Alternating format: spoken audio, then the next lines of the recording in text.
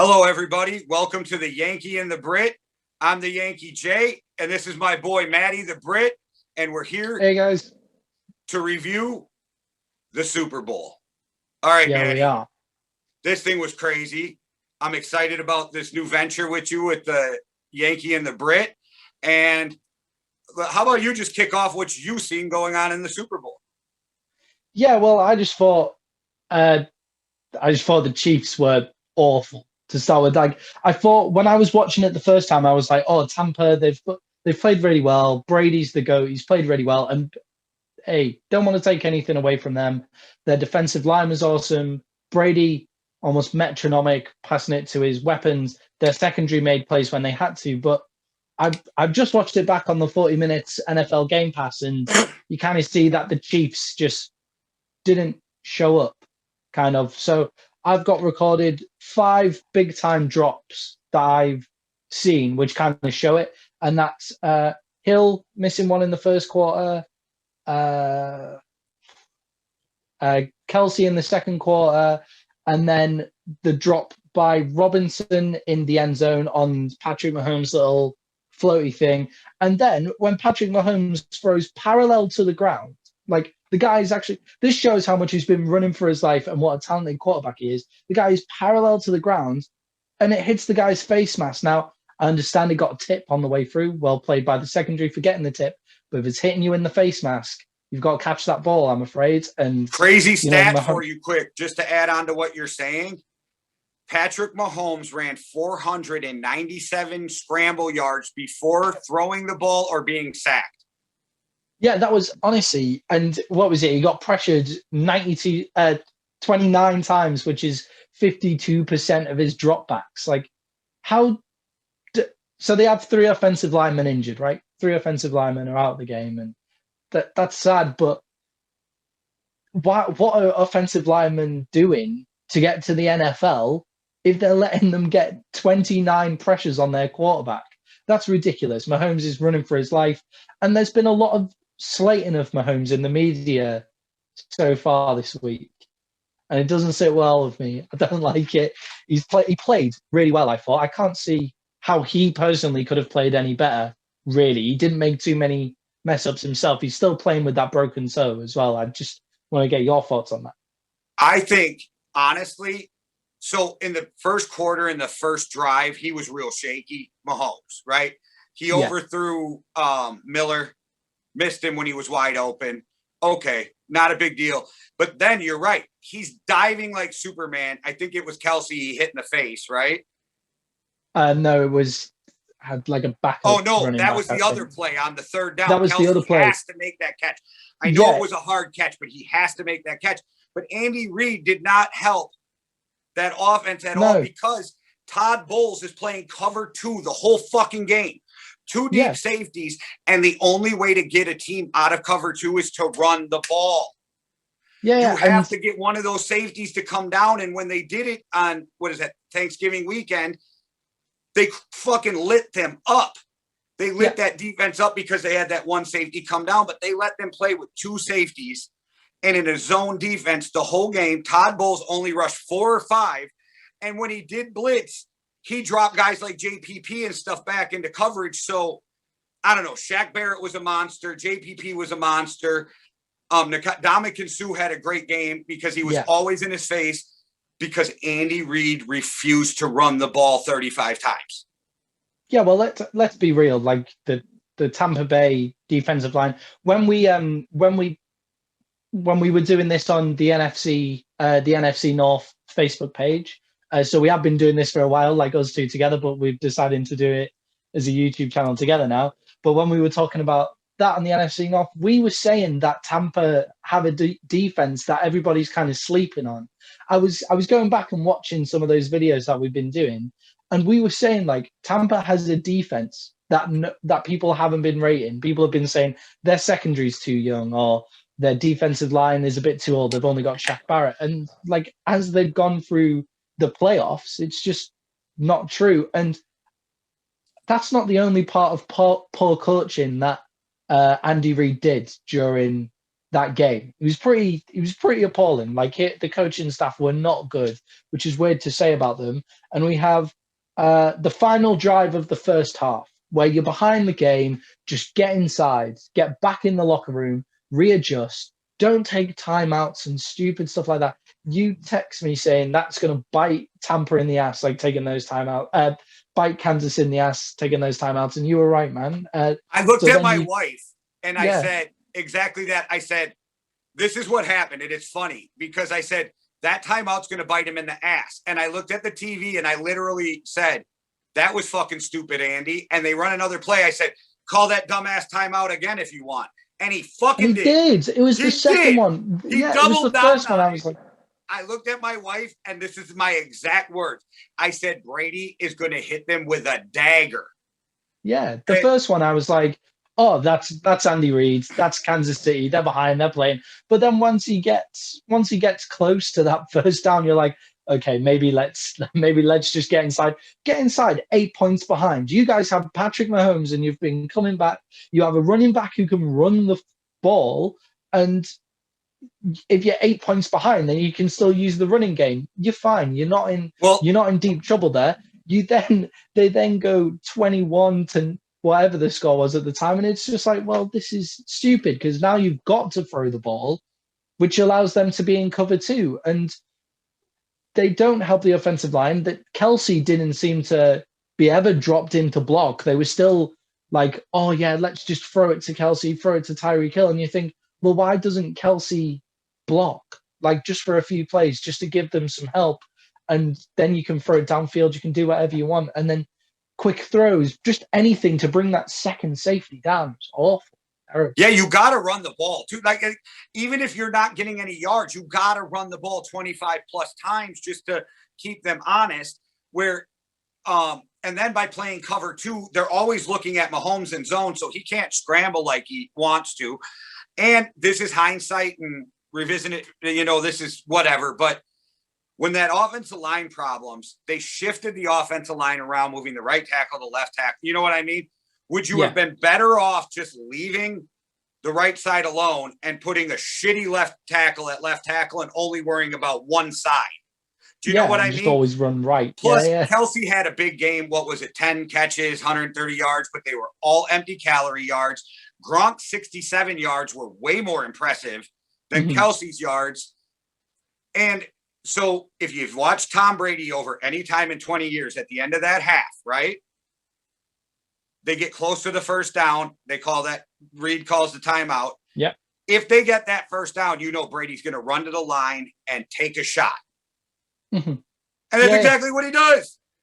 It's exactly what he does. And for Tampa, actually, I'll say at the start of the game, I was a little nervous because those first two drives, I was like, oh, shit.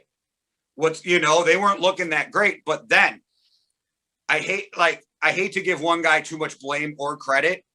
But so the running game hits a big run, which was nice. 9 yards, tears it up.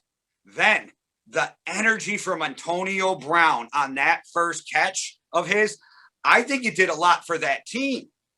I think the team was like, oh, yeah, you know what I mean? And then they hit that tight end screen. That was huge.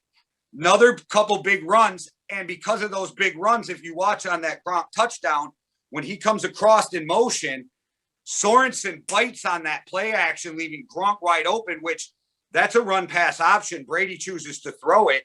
And I know we'll get to it, but I just want to put out Brady's greatness on AB's touchdown. AB ran the wrong route. AB ran the wrong route. Tom still seen it and hit him for a touchdown. That dude. And that's what Tom Brady does, isn't it? For the defense of Tampa, can I say Devin White is a freaking monster, and he is so fast. Yeah, I think I'm done with slating Kansas City.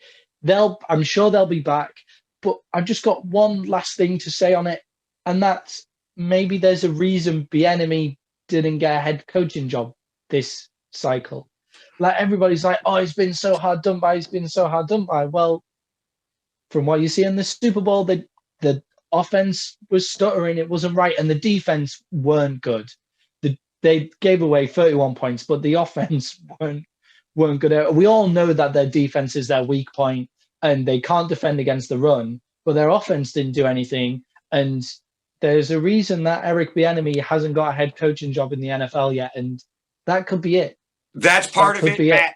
Matt Nagy's part of it, because if you look what's going on with him, because they're not calling plays. I think, you know how we were talking about it through the playoffs, it's just amazing how the Chiefs can coast and then just turn it on. Yeah. I think that might have bit him in the ass. They forgot not to turn going it on. hard all season and then just turning it on for the playoffs. I think it might have bit him in the ass, and the fact that they beat Tampa on Thanksgiving weekend might have bit him in the ass too. Yeah, if anybody sees our logo, I've got a picture of Tony Romo over my side shoulder there. So we'll probably talk about him a lot on the podcast. He's my go-to guy for any stats or any info or anything like that. I'm a Dallas Cowboys fan. I love Tony Romo. And he said he was going like, hang on, haven't Tampa beaten the Chiefs like 55 points to 19, like since the first quarter in the regular season? And that's all because Tampa adjusted and Kansas City haven't adjusted to what Tampa do. And that's fine. To move on to Tom Brady's greatness, I think is a great place to move on to next, actually. And I think Tom Brady must have a career as a GM somewhere. Like, who's he brought in? Gronk, Fournette, and Antonio Brown. And who are the three players that jumped off the screen every time? Who scored all the touchdowns? One of those three. Yeah, exactly. It seemed to be one of those three. And it was like, and then obviously Mike Evans, Chris Godwin are there. And he seems to be a guy that people will take a pay cut to go play for. And that's going to be a big deal. Evans said that. In this offseason. Yeah, Evans will take a pay cut. I'm not sure about Godwin, because Godwin's good enough to be a we'll get that in the more off-season free agency. But I can't be mad at the kid. Go get paid, but we'll talk about it later. I don't think that losing Godwin's going to hurt him all that much. Yeah, I don't think it's going to hurt him too much. But Brady definitely has a job as a GM. Like, wow, well played. Speaking of your guy, Tony Romo, though, before I forget, there's one thing he said that I wanted to put out there. All the Kansas City fans who are like really pissed off about the refs and everything, Romo in the first quarter on that first pass interference said something that should stick out to every Kansas City fan. When they called that pass interference, he said, that's how they play. If you look at the other side of the field, I bet you they're holding there too. They cut over, and it's exactly what happened. So maybe they called the Super Bowl tight for a Super Bowl, but they were doing everything they got called for. Yeah, they were like, that was the thing, wasn't it? I've got written in the notes, actually, the refs were a bit too soft for my liking. Like, I don't like that kind of soft game, like let them play. But at the same time, like Kansas City, that they cheat. Like it's kind of cheating. Like, you're not allowed to hold all the time. And we have a saying in the UK, it's especially about rugby, and it's those who cheat the best win. And that's what Kansas City have been doing for a while. And hey, they've been found out. The refs have seen it. The refs have seen that you've been cheating. So they're going to call you. They're going to watch out for it. And yeah, there was a few soft calls, like the Mike Evans hold from taking away Matthews' turnover. That's like, that ball's not going to Matthews anyway, so it doesn't really matter. But at the same time, like, you are holding. Like, you've been caught. And that's it. I had a hockey coach who used to tell us, if you ain't cheating, you ain't trying, and it's only cheating if you get caught. Yeah, definitely. And they've been caught, and that's all that it is. And once you see the first quarter and think, right, we're getting pinged with all these penalties now, then you think, right, we're going to have to change the way that we play. Did they change the way that they play? No. They kept on fouling. They kept doing it the whole time. I just want to tell people, because you know how people get mad on the internet, we're not saying cheating as in an extreme thing, but as in holding jerseys, grabbing an arm, or if you play hockey and you're a defenseman, wrapping your arm around the other guy's stick so he can't get a shot off, stuff like that. We're not talking about like serious cheating. Yeah, if any of you guys are rugby fans out there, then you'll know Richie McCaw, the New Zealand All Black greatest captain, one of the greatest players of all time. He is also the greatest cheater of all time. It's just how they play the game. It's like, you try to break the rules of rugby without the ref seeing. Like, that's basically how it goes. You're not punching people in the face without getting caught. You just there's holding on every play if they want to. If they don't see it, they don't see it. Yeah, definitely. And Kansas City got a lot of holding there. Their offensive line were basically either saying, there you go, Tampa. There's our $500 million quarterback. Go hit him, or they were holding. And I don't know whether that's all they could do because Tampa were playing so well. I wrote down right here, way too much holding, a horrible offsides on that field goal. Yeah, that was and you cannot commit a penalty right before the half. Yeah, that is all. I mean, when it came to the penalties, stupid. That's what I wrote down, though. Way too much holding. That offsides was the worst thing ever because it was from 3 to 7 points, and you can't commit a penalty before the half. Yeah, it was the that penalty, but that penalty for tripping before the half. They were saying, "Oh, was he going to catch the ball?" With it doesn't matter. You tripped him over. Like, and it's Mike Evans. He's going to lay out. It's hard to decide what a player could do if he dives too, right? Like you can't. Yeah, it's hard Mike Evans could have got that ball. Like if it's anywhere in the area, you got to give him the benefit of the doubt. Yeah, and he tripped him. Like he just did, and that's just what happens. And you can call it a soft game, but I don't. Like they got caught doing what they were doing, and that's the referees. I think went in and said, "This is how we're going to referee this game." I don't think the precedent was set with just one guy. I think they kind of said, "We can't let somebody get away with holding the whole time because that'll look bad on us." So then we'll.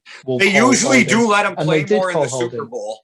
So I get why people were upset, but it was still a penalty.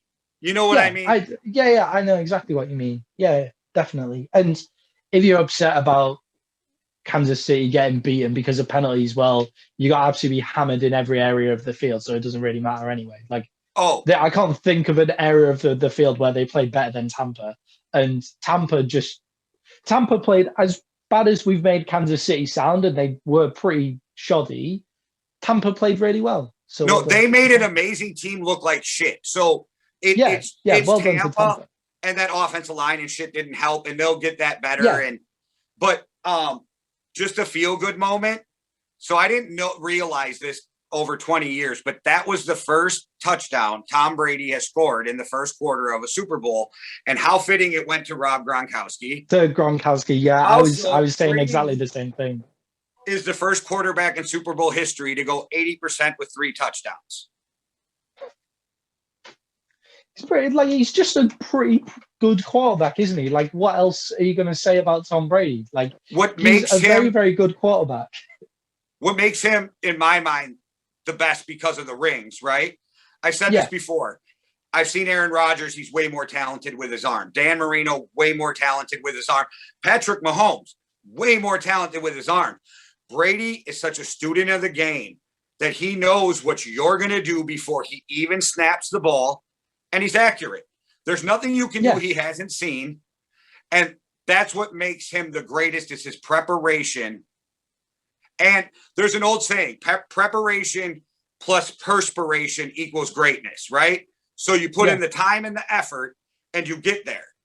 And Brady is a proof that you don't need to be the talentedest guy to be the greatest. Well, that was easy for me to say, but you don't most talented, I think, is what you were going for. Yeah, because talentedest is a great word that I just invented. But you Americans just butcher English no matter how hard and you try. You guys spelling color wrong. No, okay.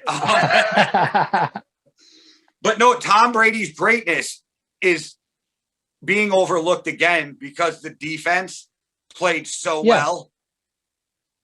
Yeah, I mean, but like Tom Brady does what he needs to do to win. He doesn't need to look flashy to win, you know? Like, and he doesn't care about getting MVP awards. He just doesn't care. He cares about rings. Like that's what you care about. That's the be all and end all.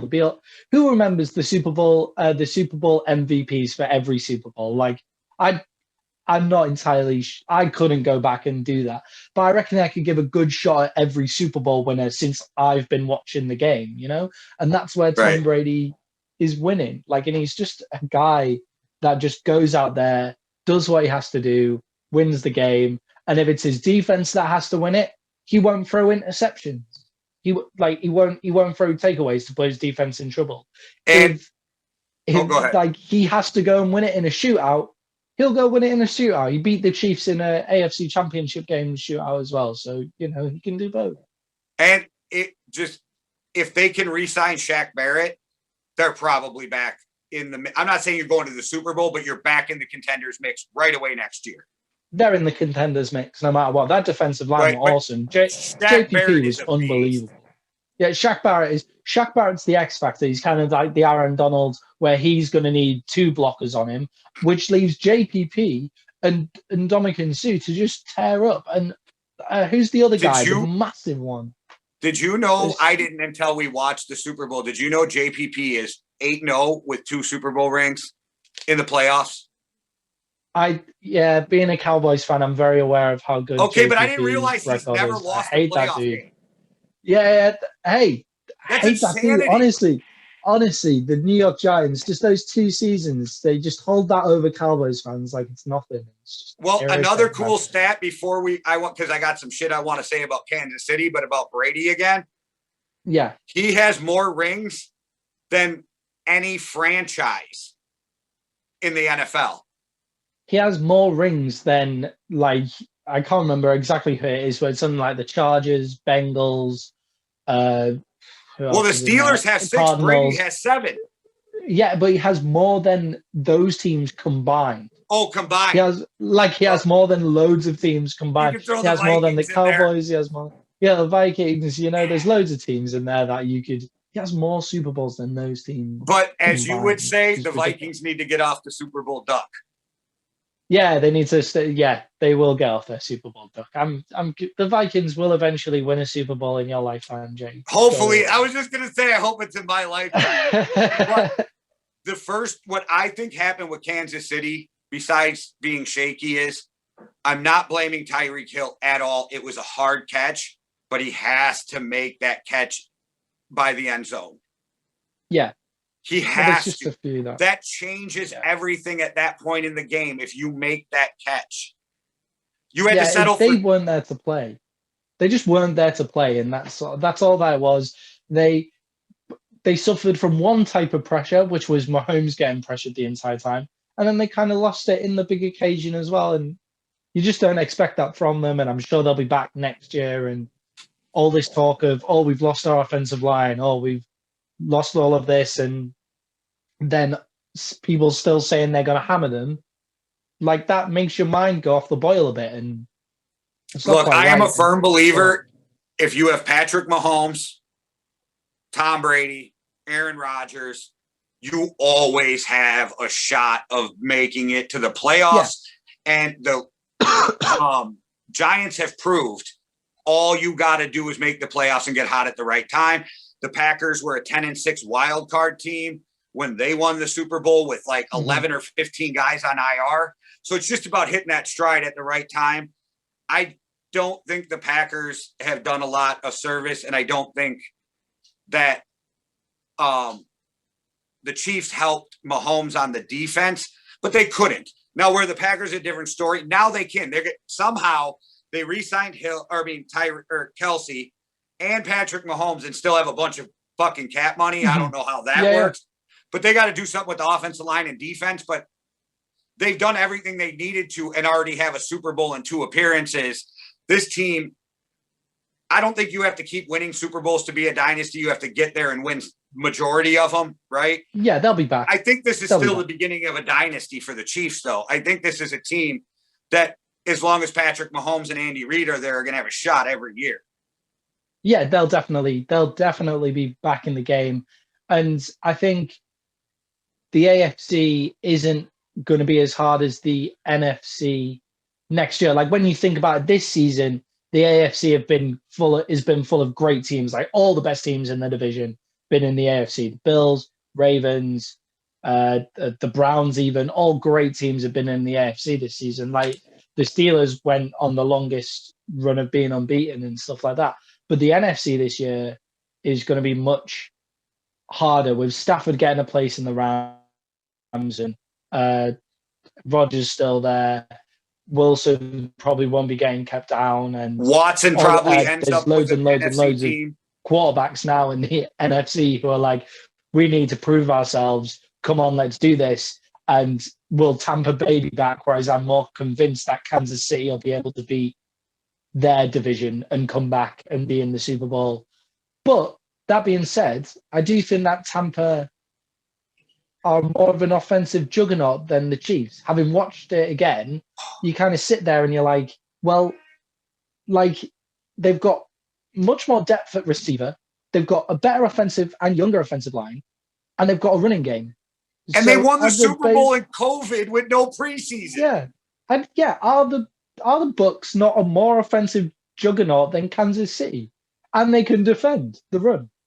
Well, there's something going on with the Kansas City defensive line, by the way. Like they didn't get any pressure on Brady at all, and Chad Jones is a monster. So I don't know what happened there. I give the credit to the Tampa the offensive line. Yeah, definitely. And one of the best things about Brady winning this Super Bowl during the COVID season is you're already hearing people with the basketball trying to take credit from LeBron for winning it, right? Oh, it was COVID. Yeah. They were in lockdown. I think that shit makes it harder, but they try to discredit it. But with Brady winning it, well, how are you going to discredit it? Because what do you do about the other 6 rings? Yeah, definitely. And just honestly, Brady's won that fair and square. The Bucks were the better team. And if you look at the playoffs, and you look at all of it, the Bucks were a better team all the way through. When we first started doing this on the NFC North podcast, I said to you, look, the Bucks are going to go a long way. Like everybody's canceling them off. And I kind of said, right, well, the game against Washington is basically a bye time to get warmed up, and then it starts from there. So, that's what happened. And they were great. They were awesome. I remember saying back to you, I could see him winning it all or getting knocked out the first round because of the way they were playing. By Washington, At the beginning of the year, they didn't play well. At the end of the year, they were looking good. And I said, if that first team shows up, then they're in trouble. That second team shows up. So, but in the scheme of things, you went 11-2. 11-2. I went 10-3. I rebounded pretty well off that bad first week. I went 0-2 in the AFC and Super Bowl. So Kansas City did me dirty twice. They absolutely hammered the Bills. And then I was like, oh, they'll just hammer the Bills again. Even though I had written in my notebook, I remember the whole podcast, I was sat going, why have I said that Kansas City are going to win? I don't believe that at all. And I said, Kansas City are going to win. Even though I won the Kansas Super Bowl, City are going to win. And just kind of. I want to be honest to the viewers. So right before the Super Bowl, you text me, I'm starting to think Tampa's going to win. And I said, that's funny because I'm starting to think Kansas City's going to win. I don't think we can switch. I think what we say here is what counts. Well, no, but I'll give you the credit that your foresight before that game was better than mine because I started to think, well, Kansas City can score in bunches. I wonder if Tampa's defense can play as well against them as they did Green Bay. Yeah. And so I started to doubt all the reasons I thought Tampa could win. And then Tampa came out and said, no, you were right. You were right. We got this. Yeah. For all the podcasts, I was like, for the whole last podcast that we did on NFC North, I was sat there like, Tampa could win because of this reason, like laying them all off. And then all that I had for the Chiefs were they've got Mahomes, Reed, Kelsey, and Hill. Like that's all I was saying over and over again. And then I've realized, like just before, I was like, how the hell have I said that? Well, the Chiefs are going to win this. The truth is if your team had those 3 players, you're going to feel good. If you're playing, you feel good straight away. If you're playing Madden, who's going to stop you with those 3 guys? You know what I mean? Yeah. It's just what they did to the Bills the week before. And the Bills were my team during the whole thing. I was like, oh yeah, Bills for the Super Bowl. Bills versus Tampa Bay Buccaneers for the Super Bowl. And then the Bills got absolutely hammered by the Chiefs. Kansas City fans can feel good because Mahomes is the future of the NFL. Yeah, you guys are. Brady's got 1 to 3 years left. I don't know. I don't want to count him out, but I'm just guessing, right? I don't know what he decides to play. I don't understand how anybody talks about Brady's retirement with that. Like he's going to play until his arm falls off. That's it. Like he's. But I feel like at least the next 1 to 3 years, Brady's going to have them in the mix, especially with definitely the talent on that team. Tampa's Super Bowl window is wide open, isn't it? Let's be real. Big props to Bruce Arians for adjusting his coaching. Big props to Todd Bowles for looking at that first game and going, we're doing this completely different because they freaking killed us. Yeah, Todd Bowles gets a head coaching job next year for me. Todd Bowles is a head coach somewhere in the NFL. Brian Leftwich called an amazing game, called some Brady ball with the risk it, no biscuit, or no, mixed in. He figured out how to combine the two. I mean, they did a really good job, that whole coaching staff, everybody. I was really impressed with Tampa Bay this year. I've always loved Bruce Arians, but I've always said that he gets quarterbacks killed. So I'm really glad to see that, like, he's not one of those stubborn coaches who you're going to fit my system. I just really impressed with Tampa all the way around this year. Yeah, definitely. And I think we would be amiss without answering one question. Belichick or Brady for the dynasty? Who have you got? Well, I've always said it's 40% Belichick, 60% Brady. Ooh. I'm now at like 30-70. And the reason I say that is those first two rings were Belichick Super Bowls and Brady making good decisions. But also, people don't give Belichick credit. Nobody carries 3 quarterbacks anymore, let alone 4. And he kept Brady on his roster as a 4th quarterback for a year so nobody could poach him. Yeah, and then Brady became Brady and carried a couple of those Belichick teams for him. Yeah. But Brady just proved that you definitely need X's and O's from a coach, but sometimes the Billies and the Joes are more important than the X's and the O's. Yeah, and I think if you have Andy Reid for Mahomes, but eventually Mahomes is going to be in that spot where he doesn't need Andy Reid anymore because he's garnished everything he can get from Reid. So another coach will have to come in, and that's what's happened with Brady. Rodgers Mike McCarthy. Yeah, 3 years. Mike McCarthy changed his throwing style, changed everything. While he's sitting behind Favre.